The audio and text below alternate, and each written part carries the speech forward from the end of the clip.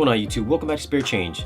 Today in for a review, I've got Leon the Professional in 4K Blu-ray. I'm not going to review the plot of the movie, but rather discuss the audio and video quality. But before we do that, let's unbox it and see what we get inside. Oh wait, I already unboxed it. It's in a separate video. There should be a link somewhere up there. Now for some tech specs. The film was shot in 35mm. It was remastered for this release in 4K, so it has a 4K DI. It's an hour and 50 minutes long. Aspect ratio is 235:1. So if you're watching this on a TV, you get the black bars on the top and on the bottom. Those are projectors and scope screens. You guys are good to go there. Image quality gets a pretty decent bump in the detail department.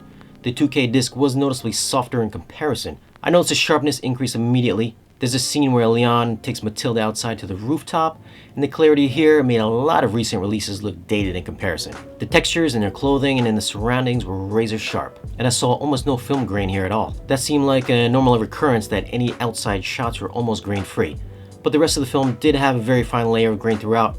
It was never distracting, but had a very nice organic feel to it, and it gave it a more theatrical feel if you were watching on a large screen. The use of HDR was subtle, I thought. There were some finer details to be found in shadowy areas. Take for instance Leon, when he goes to sleep in his chair in his dark apartment, his furniture is more clearly defined here in those dark areas of his room. Any outside shots have really good brightness and the colors were slightly more vibrant. The explosion at the end is a good standout HDR moment. It was extremely bright with the rich reds and oranges, so get those sunglasses handy. Now audio was remixed in Dolby Atmos, and I thought it was a minor boost over the original mix. Exterior scenes had a little more presence to them as the city sound spread throughout the soundstage. There were a couple of noticeable standouts such as the sprinkler scene. As you'd guess, you'll be able to hear the water falling from the top of the room and fill your surround speakers. The third act has some good gunfire effects, and the grenade explosion has more weight to it this time around. I found bass response was very impressive.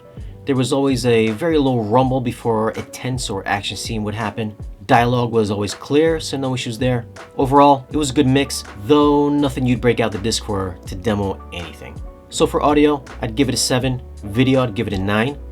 And for being a film released in 1994, you could easily mistake it for a current year release. That's how good I thought it was.